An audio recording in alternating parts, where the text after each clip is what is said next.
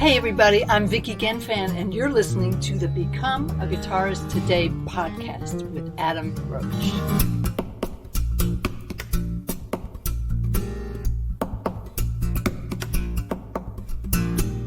Hey there, and welcome to episode number 136 with my guest today, Vicki Genfan. Vicki is an amazing guitarist specialising in acoustic percussive playing, which you would have heard at the start of this podcast in her song Atomic Reshuffle, which is from her CD called Up Close and Personal. You will be hearing parts of Vicki's playing throughout the podcast from various albums that she has been on. So Vicki is one of the instructors next week for the Guitar Cloud Symposium, along with Jennifer Batten, Gretchen Menn, and Daniele Gottato, who were on last week's podcast, as well as Greg Koch, who will be doing some slide guitar playing, and Mundo Julirat. He's doing some gypsy jazz playing. So again, I'll be going to this event next week, which I'm really looking forward to. It's going to be an amazing weekend. So if you do want to check it out, make sure you have a look at the link in the show notes for the Guitar Cloud Symposium. So in today's podcast, Vicki gives us a rundown of what she's going to be teaching and what people can expect on the weekend. So let's go over the interview now with Vicki Genfan.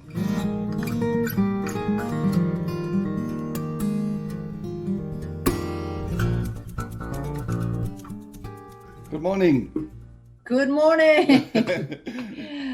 Nice to meet you, Adam. Yeah, nice to meet you. Thanks for doing this for us. Yeah, absolutely. Absolutely. Yes, I've been watching your videos last night of the on the porch. We've had a lot of fun. We've had a lot of fun with that show. Is that every Thursday? You do that? Every Thursday. We've had next Thursday will be 50 episodes. So we started it in March last year with the pandemic. Yeah, that's great. It's really good. I've looked through your podcast, and I don't recognize if there are any acoustic players. Have you done many acoustic players? I've done one very similar. John Gom. Oh, John's my heartthrob. Yeah, he's incredible. Yeah, brilliant. But even that style of playing, like John and yourself, like it's really like another instrument. I feel like it's everyone can just pick up the guitar, play some chords, but not everyone can do what you guys are doing. It is kind of another, or let's just say it's an extension, of the acoustic. Yeah, because we actually, when he was on, we broke down his instructional DVD or whatever it is. Where he broke down the techniques of what to do. Yeah. So I started learning some of that, but just like getting the hands and the tapping and everything. It's like I felt like I was starting all over again. I've been playing for 40 years. Well, it's that way if you try anything new. Yeah, exactly. I know you had Gretchen and Daniele on last week, and yes, Daniele has this. I don't even know. I sat in on his first class where he was teaching the basics, and I could barely do it, and I felt like I would need to sit with him every day for about 2 weeks till I would get it under my hands, and it's like I've been playing longer than you even, so it's exciting. There's so many new things you can learn. Yeah. Well, talking about the learning side of things, so we go straight to the Guitar World Symposium. So what can we expect from you this next weekend? Well, I know that, we talk. I was listening to some of the podcasts from last week, and I know Gretchen always tries to do new modules, and that's brilliant, However, I also we get a lot of feedback from students about when they're exactly what we were just saying. When you're learning something brand new, you have to see it a lot. You have to see it again. You only get a little piece. Then a month later, you can put it together and you take a next step. So what I've done since we started in August, so we've had quite a few, I think this is our 4th or 5th 4-day event. Yeah. I always do a percussive techniques module, and I change it up. I rotate it. I have one in standard tuning. I have one in one of the open tunings, and then one in another open tuning where I also teach a little bit of Andy McKee's technique. Ah, right. So I kind of have 3 versions of it, and I cycle them. So I'm always going to teach some kind of percussive techniques, just because I think people, they need to keep seeing it. It's like, I didn't really get it that time. Can you show me that thumb slap again? Yeah. So, what I do, just very simply, is I teach 3 techniques, basically. Thumb slap, which looks easy, but to get it right and to mute it. And then I teach this kind of tapping harmonics, which is very different than 2-handed tapping. This is just simply tapping on the harmonics. Because you get a percussive kind of sound as opposed to just playing harmonics. You get that thuddy wood, almost like a marimba or something. And then I teach body percussion, which is really just finding ways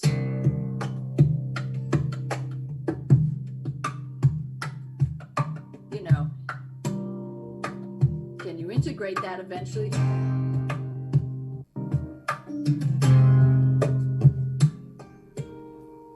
And it's my love. It's my love of rock.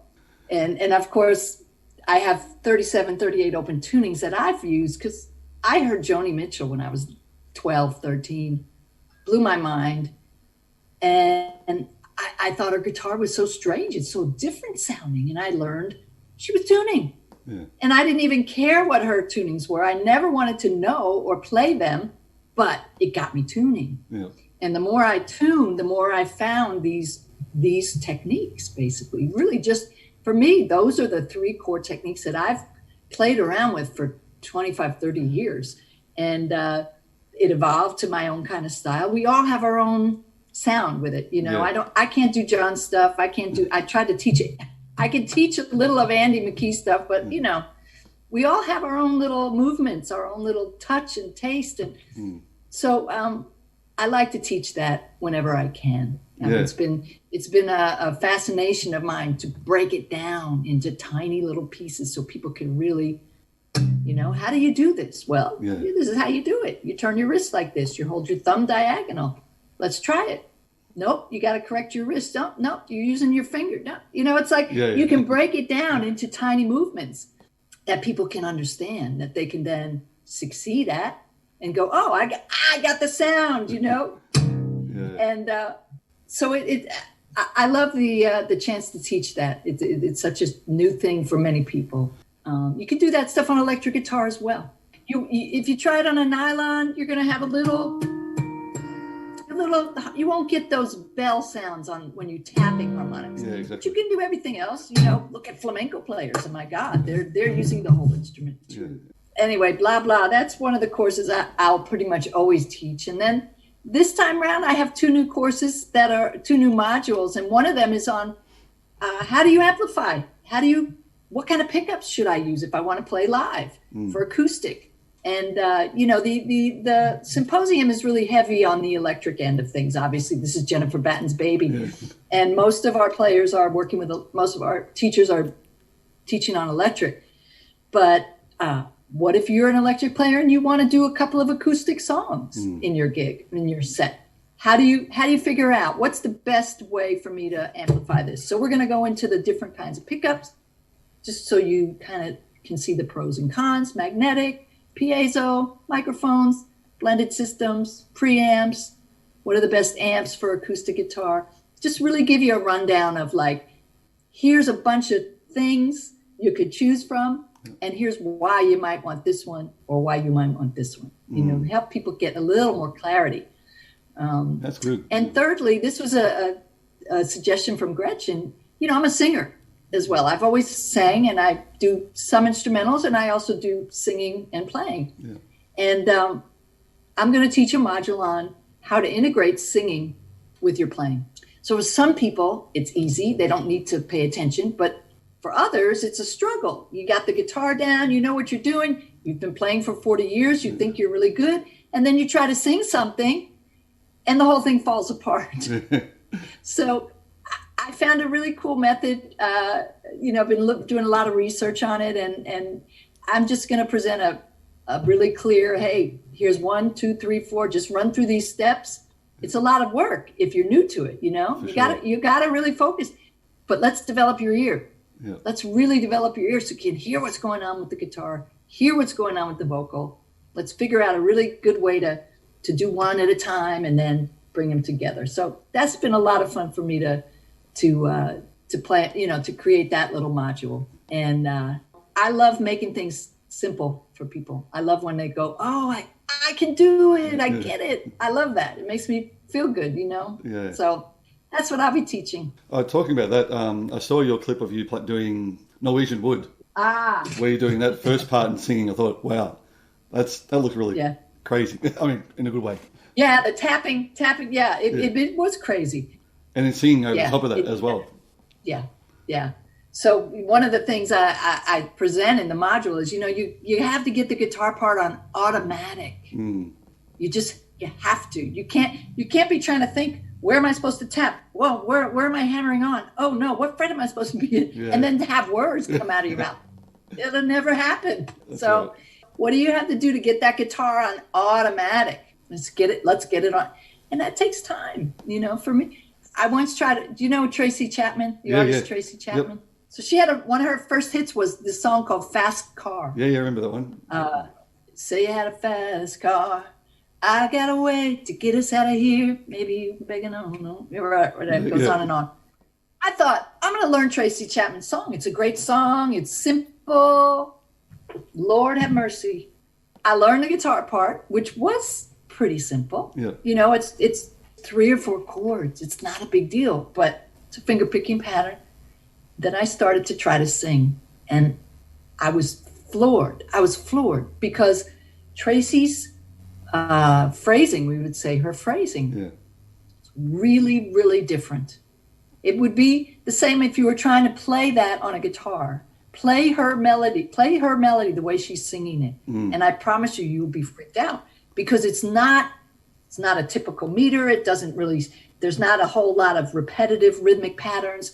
It's not really spoken, but it's not really, it's like, it blew my head off. And I tell you, I must have spent weeks. And I took it one little phrase at a time, trying to get the lyric into that guitar part. I was so humbled. It's like, this is not always just easy, and it really taught me a lesson that, man, you have to really honor that everybody's got a unique voice, a unique style, unique delivery. And so when you think I'm going to do a cover song, man, I know that song, that's easy. Well, maybe. Exactly. Or maybe not. Yeah. I've only ever just played that song. I've never actually played and sung it. So I have to try that out. I challenge you. Yeah. Let me know. Maybe you're a genius. I don't know. Nah. And sometimes it's just one little bit that's tricky. It's like all of a sudden you think you're going along with it, and it's like, what happened? And it's like, you know what? You got to take that little bit, and you're going to have to break it down and spend some time with it and really slow it out, and so it's a process.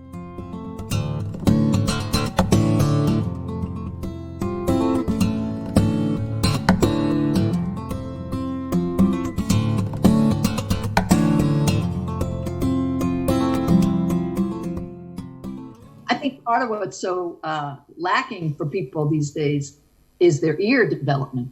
It's like you can learn a song by looking at the tab. You can go on anywhere online, you can get a tab, you get a chord chart. Yep. And I don't know about you, but when I was learning stuff, when I was a kid, way back when, I listened to it. Yeah. I listened to it and I figured it out. I didn't have music to read. I didn't look at somebody do it on YouTube. Just listen. And I'll tell you, my ear got really, really, really good.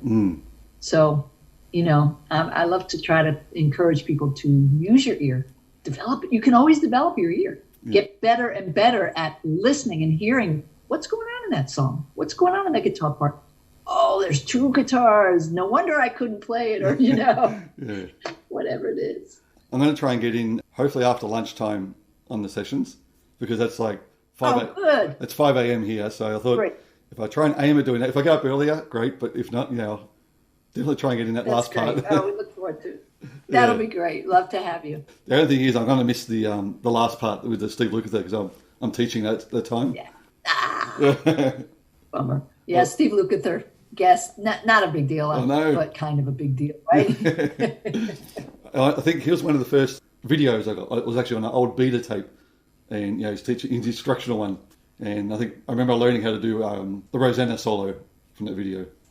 What a great song! All those years ago. That was a great song too. You couldn't help have that stuck in your head whenever you would hear it, you know. Yeah, and Andy McKee's version of Africa as well. That's really cool. Yeah. Well. So, I'm going to have Andy on my Thursday show in May. Oh, really? On my Front Porch show. Yeah, he's a friend. And excellent. he's going to come on with me. Yeah. Yeah, you should have him on here. Yeah. Have you met John Gall? Well, yeah, we haven't met in person, but we're internet friends. Okay. So we talk a lot, and I love him. He's such a sweet soul. He's so vulnerable in his music, you know? Yeah. I also appreciate the fact that he's a really great singer. And he's singing on top of all that crazy guitar stuff too. You know, a lot of the percussive guitarists are doing instrumental stuff primarily. You know, there's just a few of us, I think, that really do both well. Oh, exactly. And I think John is one of those. For sure, yeah.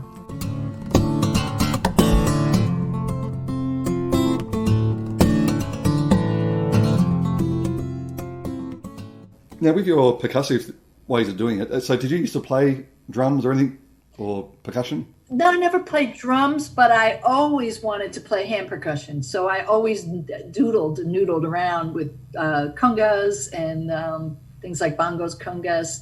And eventually I just took that to the guitar. But I never really formally studied drums. Okay. I would love to, actually. I keep thinking, you know, there's more I could do if I had more skills. My neighbor, currently I live in North Carolina, but I had in the process of moving out of a house in New Jersey. And my neighbor there is a percussionist named Manolo Badrena. And Manolo came to America from Puerto Rico, and his first gig was playing with Spyro Gyra. Oh, wow. And yeah, it's like, oh, okay, this is how it works. You come to America and you get a gig with Spyro Gyra. And he ended up, you know, over the years recording with many, many, many artists, folk jazz, a lot of jazz artists. He ended up working with Joe Zawinul for a long time in the Zawinul Syndicate. And his most recent gig was with Ahmed Jamal, who's an incredible jazz pianist.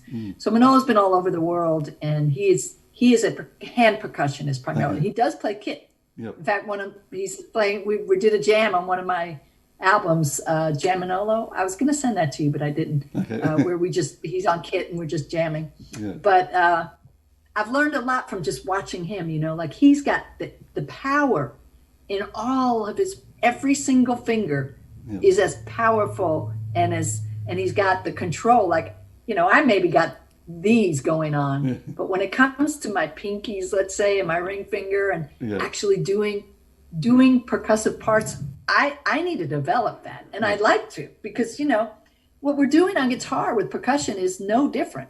There are different sounds that on a drum. There are different sounds depending upon where you hit it and depending upon how you hit it. This part of you know, do you use the heel of your hand? Do you use the fingertips? Do you use the nail? So, you know, for me, it's still there's still a lot I can learn. Well, it's definitely something I can learn from you, hopefully next week. Do you play acoustic as well as electric? Yeah. I mainly play acoustic for the gigs on the weekends. Just myself and my daughter, she plays as well. Right.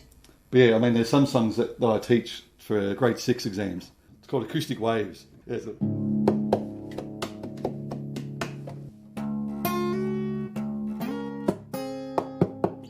got all those type of things, but the part that I really struggle with is when it goes to the actual tapping of the...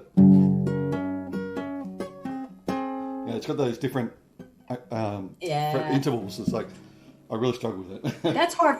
That's really hard for me, I got to tell you. I'm just starting to learn that the tapping that we all know from Eddie Van Halen, that kind of tapping.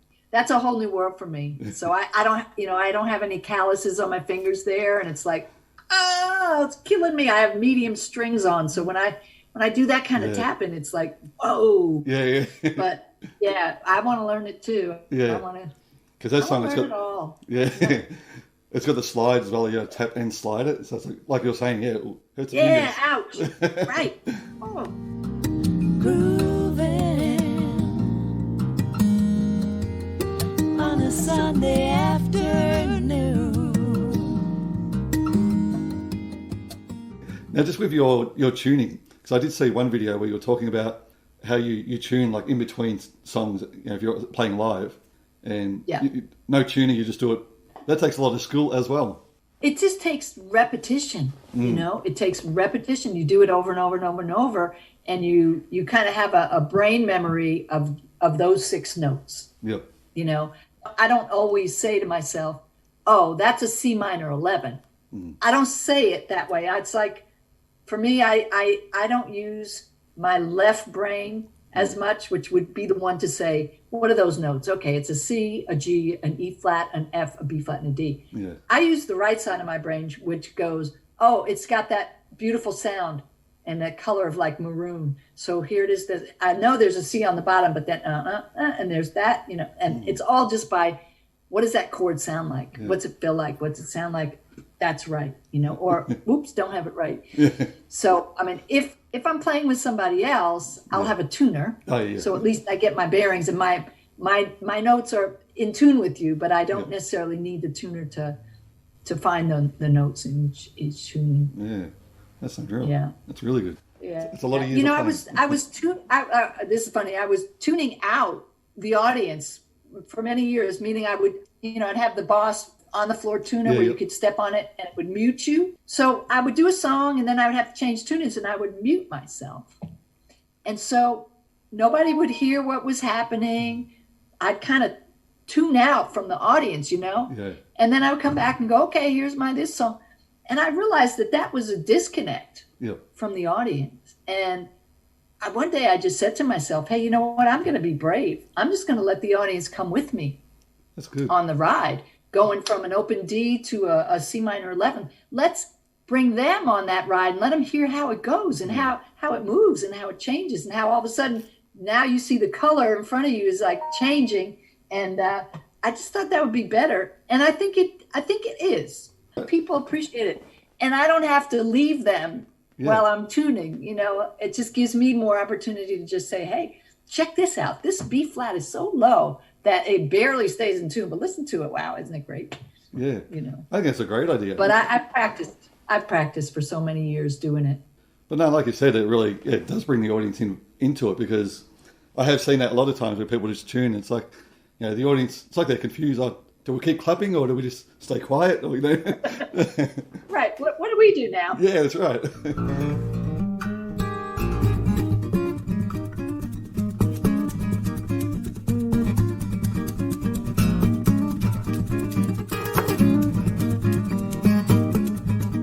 Hey, just with the songs that you sent me. So the Atomic Reshuffle, so from the Up Close and Personal, that's a great little tune. Yeah. Oh my God, that's a super low. That's the B flat tuning, which is really rough on the guitar. I mean, I played that song for my when I was in the Guitar Player Magazine Guitar Superstar competition. We're playing live. 10 of us got picked, playing live in front of Steve Vai, Joe Satriani, George Lynch, forget the other 2 judges, and you know, big audience and stuff. And I know the string is going to go out of tune. I know it. So you're trying all these ways of compensating, you know, and in a live room, you got reverb and you got the sound of the room. You don't hear it as well. But the Guitar Player Magazine did a recording of it and they put it up on YouTube straight to the board with no effects. It's just dry guitar. And like they put that video up and people started writing like, oh man, that note is so out of tune, man. That note is so out of tune. Meanwhile, in the actual gig, Steve Vai says to me, because they all make comments, he's just like, wow, that was so low. What note was that? And I'm like, it's a B flat. And he's like, wow, I can't believe it stayed in tune. Oh, really? I'm like, well, I can't believe you think it stayed in tune, but I'm glad you thought that, because, you know, it's hard to handle, but there's a sound and a feel you get from being that low that, you know, you want it when you want it. Yeah. I also play the song Groovin' that I sent you. In that tuning. Okay. Super low. Yeah. Super low tuning. Yeah, another great song.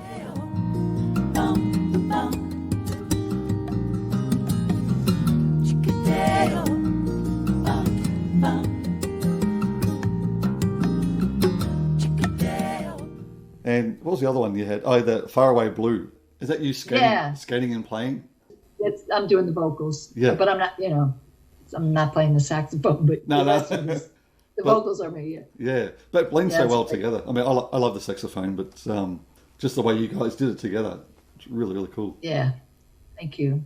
Thank you. I started that song at a sound check in the Czech Republic. And my friend Bob, who's Bob Heminger, the saxophone player, it's on his album, When Then Was Now.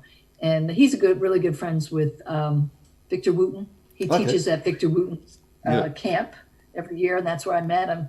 And, he was like, are you interested in writing anything for my album? And I was like, yeah, I have this song that I started, and I never really wrote a melody for it. It was just this guitar part and a great tuning with a cool percussion thing.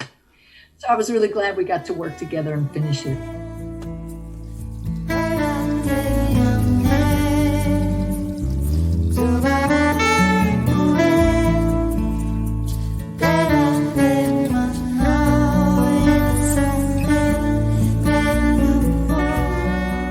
Again, I'm sure everyone's going to get a lot out of next weekend, the event. I'm so glad you're going to come and visit us. That's great. Yeah, for sure. Yeah. Yeah, even us, I think the instructors, we all get a kick out of it too, because, when would we get to really look at this stuff from these other instructors who may be our colleagues, but, they're all doing something that we can't do. Yeah. And that's the joy of it. So I love it as an instructor to get to hang with these people and learn some of their stuff, We really want to make it comfortable for everyone. And we know that people are coming in from different places and different time zones. Yeah. The one thing that we'll say at the beginning, and it's up to everybody and no hard feelings, when we're teaching, when we're actually doing the instructing, especially if it's a technique thing, it's really helpful for us as the teachers to be able to see what you're doing. So it's like if I'm teaching thumb slapping and your video and audio is out, I have no idea to say, hey, you know what, Adam, let me see your thumb, So, and it's helpful in that sense for us. But like if we're talking and, or doing Q&A at the end and you just need to be listening, that's totally cool. That's good. Yeah. Or if, in fact, everyone stays muted unless they're asked to talk anyway. So that's a given. It's all about just feeling good, really. That's what we're trying to do is give people some information, techniques, and enjoy the hang of it. Yeah, excellent. No, I can't wait. Yeah, we just want to have it be as fun as it can be for everybody. Yeah. Respecting everybody's different wishes and personalities. All right. Well, thanks very much for this. I really appreciate it. It's going to be a great weekend, and everyone listening, make sure you get onto it. Yeah. Oh, that's really great. Oh, thank you so much, Adam. This was very cool. No problem. Really nice. Anytime at all. Anytime you've got new albums or anything, just let me know. We'll promote them on here. You got it. All right. Well, I'm going to be looking for you on the weekend. Yeah, for sure. I'll be there. Okay, great. All right. Thanks again, Vicki. Thank you, Adam. All right. Take care. Have a good day. You too. Go. Bye-bye. Bye-bye.